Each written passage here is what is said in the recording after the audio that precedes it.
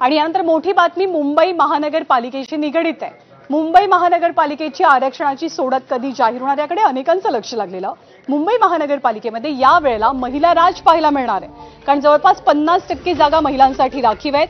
227 जागा आहेत मुंबई महानगरपालिकेत, ज्यापैकी 114 जागा महिलांसाठी असतील, तर 15 जागा अनुसूचित जातींसाठी राखीव आहेत। ओबीसींना 61 जागा आरक्षित झाल्यात, अनुसूचित जमातीसाठी 2 आणि खुल्या प्रवर्गासाठी उर्वरित जागा आरक्षित आहेत।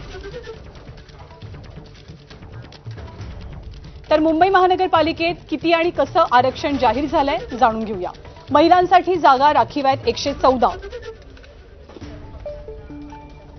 अनुसूचित जातींसाठी 15 जागा राखीव आहेत, त्यापैकी 8 महिलांसाठी आहेत। अनुसूचित जमाती राखीव जागा 2, महिलांसाठी 1 जागा। ओबीसी राखीव जागा 61, त्यातल्या अर्ध्या म्हणजे 31 जागा महिलांसाठी आहेत।